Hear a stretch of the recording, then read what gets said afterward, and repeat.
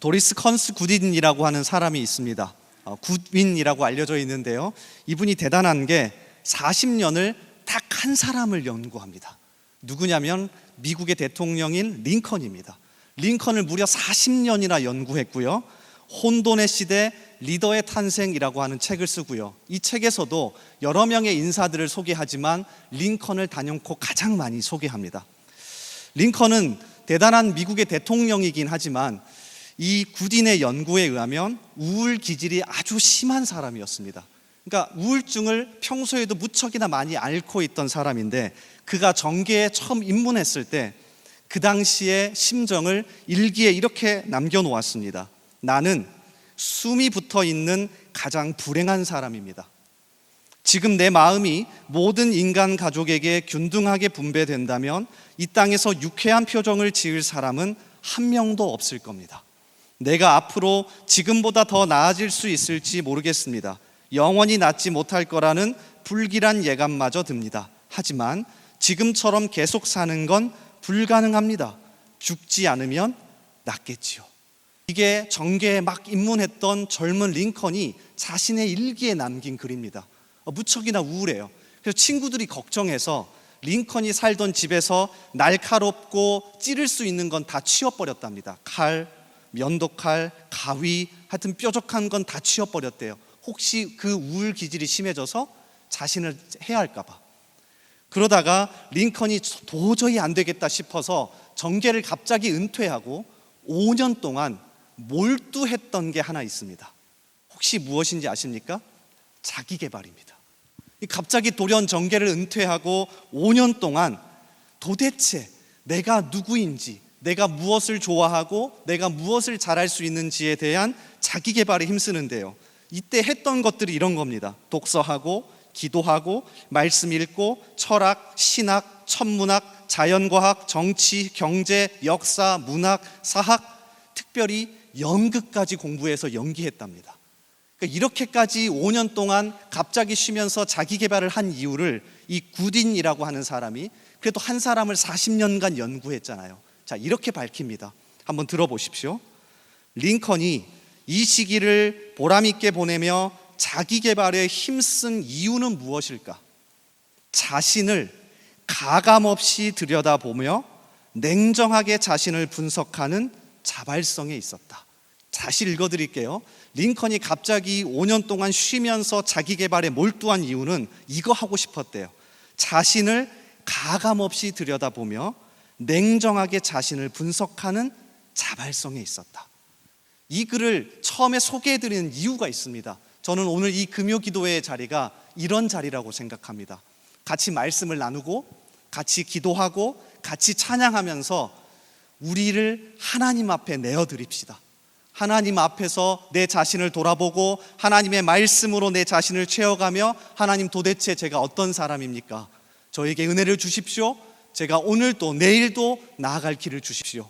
이런 심정으로 오늘도 같이 말씀을 나누고 함께 찬양하며 기도하는 이 자리가 되기를 주님의 이름으로 소원하고 축복합니다.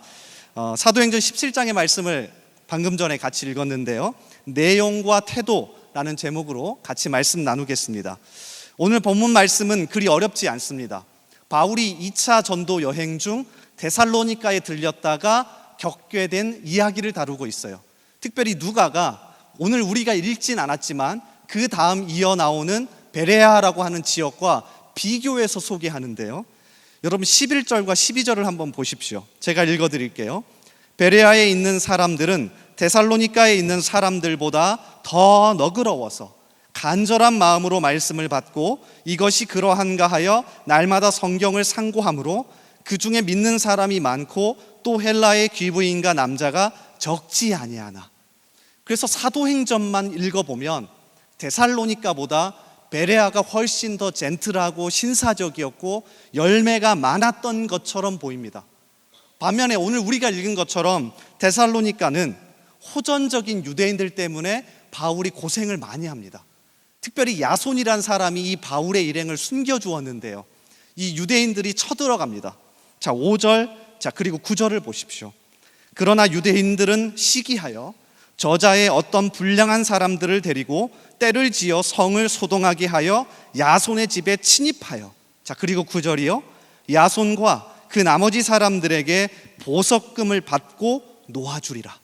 그러니까 이렇게만 보면 돈을 받고 놓아주었다라고 생각할 수 있는데요, 여기에서 보석금을 받고 놓아주었다라는 표현은 이런 이야기입니다. 야손에게 경고하는 겁니다. 혹여나 다시금 바울 일행이 눈에 띄게 되면 보석금을 낸 야손 너가 책임져야 한다, 이런 의미를 담고 있습니다. 그래서 그 다음 10절에 보면 어쩔 수 없이 바울과 그의 일행이 떠나야 했습니다. 자 10절 보십시오. 밤에 형제들이 곧 바울과 실라를 베레아로 보내니. 바울 입장에서 무척이나 실망스러웠을 겁니다. 바울은 전략적으로 대도시를 중심으로 또 유대인들이 많이 있던 도시를 찾아가서 복음을 전했습니다. 자, 아무래도 사람이 많고 이미 구약 성경을 알고 있는 유대인들에게 말씀을 전하는 게 훨씬 유리했기 때문이죠. 그래서 데살로니가도 훨씬 더 오랜 시간 전략적으로 말씀을 전하고 싶었을 거예요. 자, 그런데 너무나도 유대인들이 호전적이어서 공격을 받고 딱 3번만 말씀을 전할 수 있었습니다. 3 안식일에 걸쳐서 말씀을 강론하고 밤에 도망치듯이 떠나야 했어요.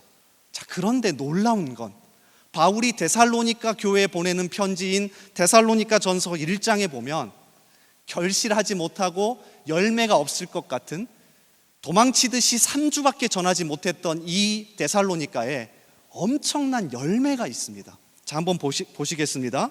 데살로니가 전서 1장 2절과 3절인데요, 우리 한번 한 목소리로 같이 읽어보겠습니다. 자, 시작.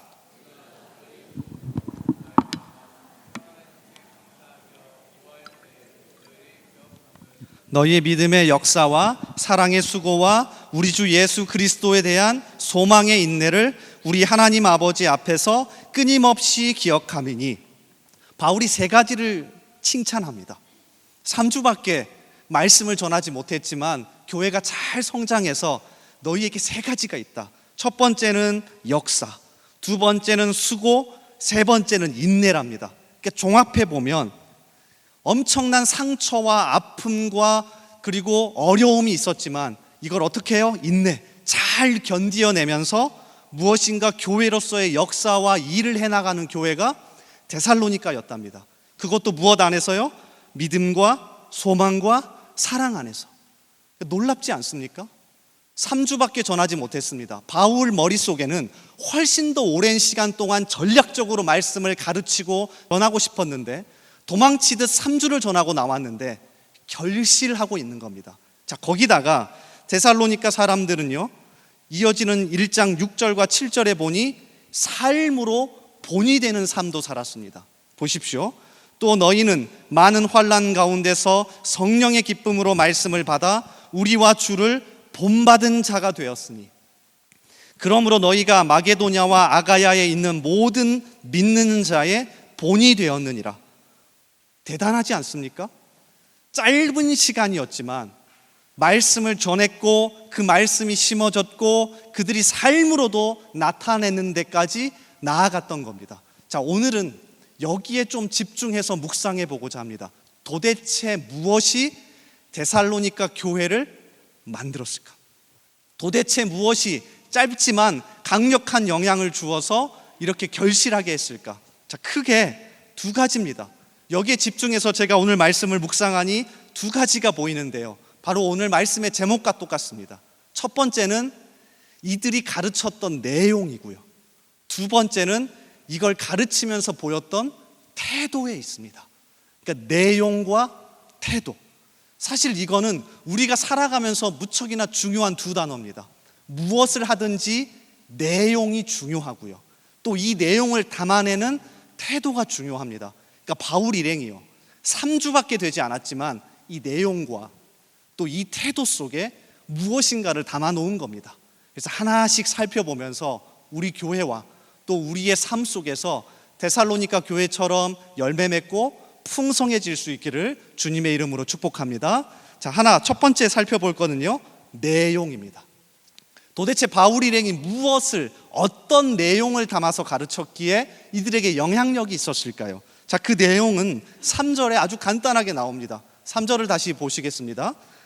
뜻을 풀어 그리스도가 해를 받고 죽은 자 가운데서 다시 살아나야 할 것을 증언하고 이르되 내가 너희에게 전하는 이 예수가 곧 그리스도라 하니.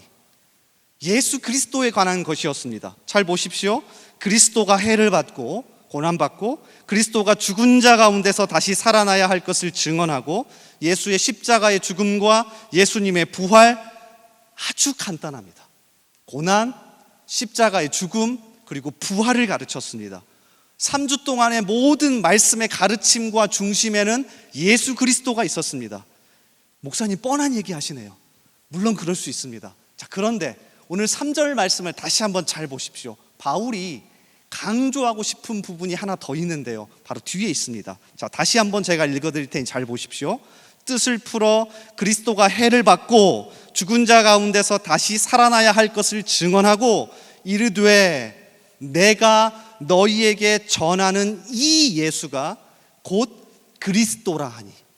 바울이 강조하고 싶었던 부분은 여기에 있습니다. 그러니까 단순하게 예수님의 죽음, 예수님의 고난, 예수님의 부활, 자, 이 교리적인 진리를 가르치기도 했지만 바울이 더 심어주고 싶었던 건 뒤에 있어요. 잘 봐라. 단순하게 어떤 하나님의 아들이 구원자가 고난을 받고 십자가에서 죽고 부활해서 우리에게 구원을 베풀었다는 그 이야기가 아니다. 이 예수가 곧 그리스도다. 무슨 말입니까? 그 예수가 하나님의 아들인데, 구원자인데, 살아계신 하나님이 실제 우리의 삶 속에서, 실제 우리의 역사 속에서 우리와 같이 땅을 밟고 우리와 함께 했다. 이 진리를 가르치고 싶었던 겁니다. 그러니까 3주 동안 짧지만 바울이 정말 전해주고 싶었던 건 이게 아닙니다. 자, 예수 믿고 구원받아, 예수 믿고 천국 가자, 단순하게 이 이야기를 하는 건 아닙니다. 예수란 사람이 있다. 구약에서부터 하나님이 예언했던 구원자가 있다. 그런데 그 하나님의 아들이 실제 우리의 역사 속에서 내려오셔서 고난받으시고 우리와 함께 살다가 죽으시고 우리를 위해 부활하셨다. 이 진리를 진짜 심어주고 싶었던 겁니다. 그래서 학자들은 역사적인 예수, 2000년 전에 예수가 진짜 있었더라, 이 정도 연구 주제로 생각하는데요, 바울이 전한 건 이게 아닙니다. 창조주 하나님이 우리와 너무 같이 하고 싶어서 멀리 떨어져서 구경만 한 게 아니라 실제 내 옆에, 우리의 역사에 숨쉬는 옆에 함께 하셨다. 이 진리가 정말로 중요한 것 아닙니까? 그러니까 우리가 믿는 하나님은 그런 하나님이라고요. 단순하게 멀리서 우리를 구경하는 하나님이 아니라 우리와 얼마나 하고 싶으신지 내려오셔서 우리 옆에서 숨을 쉬며 우리와 동행하시고 우리와 함께 하시는 하나님. 이 진리를 바울이 3주 동안 전했던 겁니다. 그러니까 꿈틀거릴 수밖에 없는 겁니다. 성도들이 모여서 예수란 사람을 믿고 구원받아서 천국 가자, 이 얘기를 하는 게 아닙니다. 살아계신 하나님이, 초월하신 하나님이, 창조주 하나님이 우리와 함께 하신다. 그분이 우리가 너무 좋아서 우리와 함께 하기 위해, 우리를 위해 무척이나 많은 일을 하셨다. 앞으로도 하실 거다. 이 일을 전한 겁니다. 우리가 다음 세대에게 가르쳐야 할 진리, 우리가 옆에 있는 사람에게 보여주며 가르쳐야 할 진리 아닙니까? 성경을 보면요, 이러한 이야기로 가득합니다. 출애굽기 3장에 가보면 모세를 하나님이 80세에 부르실 때, 자, 이런 이야기를 하세요. 출애굽기 3장 11절과 12절. 모세가 하나님께 아뢰되 내가 누구이기에 바로에게 가며 이스라엘 자손을 애굽에서 인도하여 내리이까. 자, 그때 하나님이 아주 독특한 이야기를 하십니다. 자, 12절. 하나님이 이르시되 내가 반드시 너와 함께 있으리라. 이게 생뚱맞지 않습니까? 하나님이 80세의 모세를 부르시면서 이렇게 얘기하시는 겁니다. 하나님, 제가 어떻게 가고요? 또 누가 갈 수 있습니까? 하나님이 이르시되 내가 반드시 너와 함께 있으리라. 모세 입장에서도 궁금했고요, 그리고 이 하나님을 전하고 10가지의 재앙을 선포하는, 그리고 그것을 받고 있는 애굽의 왕 바로의 입장에서도 무척이나 혼란스럽고 당황스러웠습니다. 왜? 초월하고 만물을 만들고 전능한 하나님이 어떻게 그의 백성과 함께 할 수 있을까? 그래서 여러분, 모세가 10가지의 재앙을 선포할 때 바로의 반응을 보시면 무척 독특합니다. 여러분 돌아가셔서 출애굽기 7장부터 11장까지 10가지 재앙을 한번 잘 보십시오. 그러면 바로가 별로 좋은 왕이 아닙니다. 자기 나라에 재앙이 임했는데 누가 피해를 받고 얼마나 피해를 입었는지 관심이 없습니다. 언제, 어느 장소에 피해를 입었는지에 관심이 많습니다.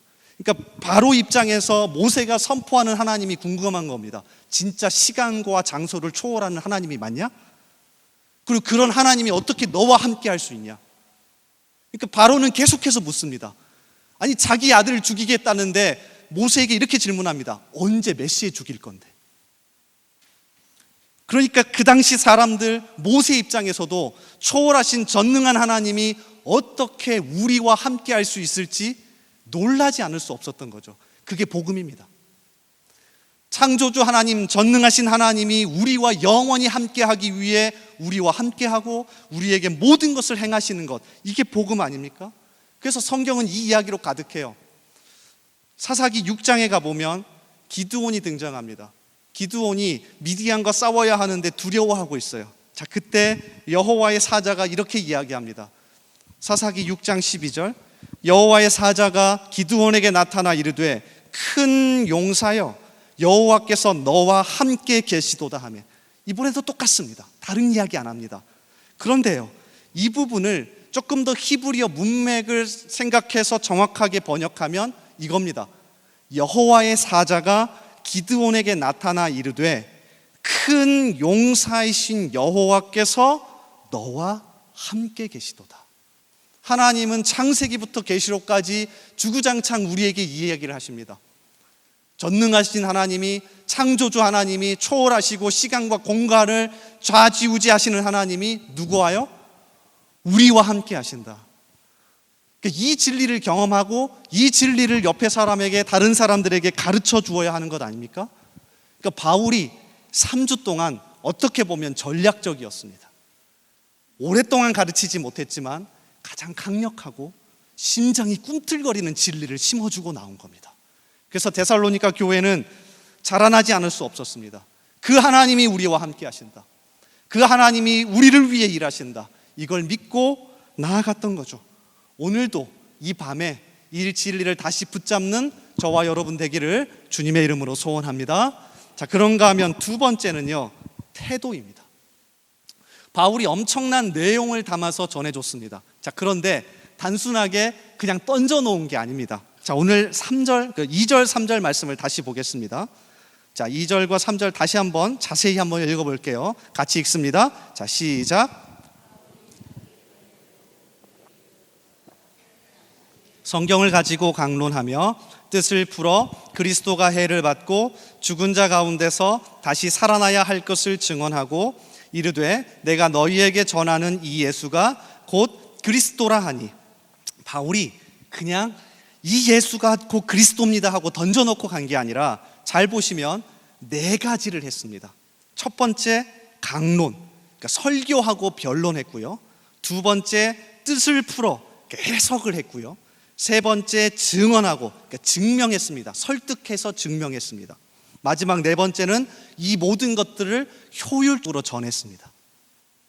3주밖에 되지 않지만 바울이 자기가 할 수 있는 모든 것을 동원해서 설득하고 증명하고 어떻게든 그 사람들에게 잘 들릴 수 있도록 마음의 문을 열기 위해서 최선을 다해 노력한 겁니다. 그래서 영국 교회의 거장인 존 스토트 목사는 이러한 바울을 이렇게 소개해 놓았습니다. 한번 보십시오. 여기서 그는 바울입니다. 교리를 믿었다. 그의 메시지는 신학적 내용을 지니고 있었다.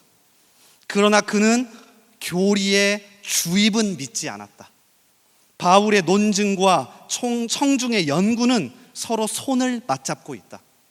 나는 그가 또한 기도 가운데 진리의 영께 그의 입을 열어 그리스도 안에서 얻는 구원의 기쁜 소식을 설명하게 해주시고 그의 청중의 마음을 열어 그것을 깨닫게 해달라고 간절히 구했음을 믿어 의심치 않는다.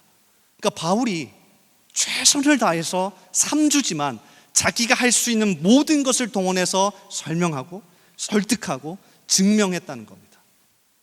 이 부분을 보면서 제가 처음 사역을 시작하며 말씀을 전했던 25살 시절이 떠올랐습니다. 25살 처음 설교를 하는데 얼마나 잘할 수 있겠습니까? 중학생 애들이었습니다. 여러분 중학생들 알잖아요. 장난 아닙니다. 제가 정말 준비를 많이 했어요. 아직도 기억납니다. 발람과 바락 아십니까?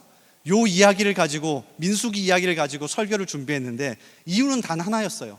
내용이 중요한 게 아니라, 야, 이거 여기에서 조금 재밌게 내가 유머 하나 할 수 있겠다. 여러분, 바락이 바락바락거립니다. 아무도 안 웃어요. 너무 힘들었습니다. 그 다음 주부터 설교하기가 싫은 거예요. 어떻게 하면 복음을 잘 전할 수 있을까?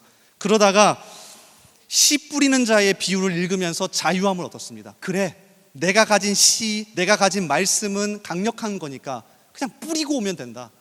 마음의 밭이 안 좋은 저놈들이 잘못이지, 나는 아무 상관없다. 안 들으면 돌밭이고 잘 들으면 좋은 밭이고, 자유함을 얻었습니다. 자, 그런데 설교학 수업을 이제 1학년 때 듣거든요. 전반기 때는 이제 이론을 듣고 후반기 때는 실습을 합니다. 그런데 이제 이론을 듣는데 무척이나 제가 깨지는 일이 있었습니다. 이 씨 뿌리는 자의 비유를 갑자기 교수님께서 이야기하시면서, 여러분, 말씀을 전하고 설교하는 사람들이 가장 위로함을 받고 가장 좋아하는 본문입니다. 씨를 뿌리기만 하면 되니까. 그런데 교수님이 이렇게 이야기하시는 거예요. 듣는 사람의 마음이 중요하지만 우리의 역할은 듣는 사람의 마음에서 돌도 치우고 가시도 치워서 좋은 밭으로 만드는 것도 포함입니다. 바울이 이 태도를 보이는 겁니다. 좋은 내용을 가졌다고 해서 던져놓고 오지 않습니다. 어떻게든 그 사람의 입장에서 귀를 열고 마음을 열고 최선을 다해서 전하려고 하는 태도. 그리고 바울은 이러한 태도만 보인 게 아니라 자신이 전한 내용대로 삶도 살아냈습니다. 대단해요. 3주인데. 데살로니가전서 1장 5절에 보면 이렇게 표현되어 있습니다. 이는 우리 복음이 너희에게 말로만 이른 것이 아니라 또한 능력과 성령과 큰 확신으로 된 것임이라. 왜요? 우리가 너희 가운데서 너희를 위하여 어떤 사람이 된 것은 너희가 아는 바와 같으니라. 자, 메시지 성경으로 좀 볼게요. 훨씬 번역을 잘 해놨더라고요. 여러분은 우리가 여러분 가운데서 어떻게 살았는지 주의 깊게 보았고 여러분 자신도 우리처럼 살기로 작정했습니다. 여러분은 우리를 본받음으로써 주님을 본받는 사람이 되었습니다. 그러니까 바울이 강조했던 태도는 이 내용을 잘 담아서 설득하고 증명해주고 마음에 심어주는 것도 있었지만 이 내용을 어떻게 살아내는지도 보여준 겁니다. 내용과 태도, 우리가 놓치지 말아야 할 부분입니다. 그리고 어떻게든 우리 가정에 심어야 할 것 아닙니까? 부산 분이엘고에서 처음 교목 생활을 시작하신 전영헌이라고 하는 목사님이 있습니다. 지금은 제가 찾아보니까 같은 계열에 있는 그 분이엘 예고에 가서 이제 교목을 하고 계시더라고요. 처음 분이엘 고등학교가 미션 스쿨로 시작할 때 교목이 필요해서 지원해서 가서 하셨답니다.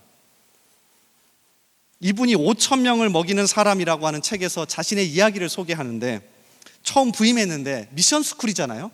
기독교에서 세운 재단의 학교인데 딱 갔더니 전교 학생 중에서 딱 30명만 크리스찬이더래요. 답답하더랍니다. 하나님 어떻게 해야 되죠? 자, 그리고 본인에게 주어진 건 매주 한 클래스씩 들어가서 성경, 그러니까 종교 수업을 해야 했대요. 고민이 많이 되더랍니다. 전교 학생의 30명만 교회 다니고 나머지는 예수를 안 믿는데 하나님 어떻게 성경을 가르칩니까? 그러면서 고민하면서 기도했대요. 하나님 어떻게 하죠? 강권해서 가르칠까요? 아니면 어떤 방법을 쓸까요? 그렇게 기도하는데 하나님이 주신 지혜는 이거였답니다. 무조건 강요하지 마라. 최대한 설득하고 설명해 주어라. 너의 삶으로 먼저 보여주어라. 기도할 때마다 이 음성을 주시더랍니다. 자, 그래서 첫 성경 수업을 진행하면서 학생들에게 2가지를 약속했대요. 자, 내가 선생님이 2가지를 약속하마. 첫째, 수업 시간에 너희가 먼저 요청하기 전에는 절대 하나님과 성경을 가르치지 않겠다. 너희가 먼저 요청해야 내가 먼저 가르치겠다. 둘째, 혹시 주말에 시내에서 놀다가 경찰서에 가게 되면, 그러니까 그런 일이 많았답니다. 처음에 이 분이엘고에 질이 안 좋은 학생들이 많아서 주말에 놀다가 시비가 붙어서 경찰서에 가는 경우가 많았대요. 자, 그러면 부모님을 부르지 말고 나를 불러다오. 그러니까 한 번, 두 번 부모님 부르니까 이제 혼나잖아요. 그러니까 부모님이나 선생님 둘 중에 한 명은 가야 하는데 선생님을 부르면 훨씬 쉽게 나올 수 있으니까 나를 불러다오. 딱 두 가지를 약속했답니다. 자, 그리고 7주가 지났는데 주말마다 이 목사님이 경찰서에 갔대요. 매일 애들이 부르니까, 부모님 안 부르고 선생님 부를 수 있으니까 얼마나 좋아요. 자, 그렇게 7주가 지났는데 갑자기 아이들이 마음의 문을 열기 시작하더랍니다. 선생님, 목사님이 알고 있는 하나님과 성경에 대해서 가르쳐 주세요. 근데 이 목사님이 되게 대단한 게 바로 안 가르쳐 줬대요. 그리고 한 주, 두 주를 더 걸러서 그때도 물어보니까 가르치기 시작했답니다. 그런데 그냥 가르치지 않았대요. 이때다 싶어서 자신이 할 수 있는 모든 지식과 열정을 동원해서 하나님과 성경을 증명하고 설득하고 가르쳤답니다. 그 책에서 이렇게 전영원 목사가 말합니다. 성경과 하나님을 말하고 기독교를 권면하는 것도 중요하지만 예수 믿는 사람이 어떠한 삶을 살 수 있는지를 보여주는 것도 중요합니다. 성경과 하나님을 향한 믿음이 내 삶을 통해서 해석되기 때문이다. 그러니까 우리가 놓치지 말아야 할 건 태도입니다. 내용도 중요합니다. 살아계신 하나님이 우리와 영원히 함께하기 위해서 동행하신다. 우리를 위해 모든 것을 하신다. 그 하나님을 믿지만 그 하나님을 믿기에 주변을 향하여서 좋은 태도로, 삶으로 증명하고 보여줄 수 있는 우리가 되기를 주님의 이름으로 소원합니다. 이 시간 찬양하며 우리 기도의 자리로 나아갔으면 좋겠습니다.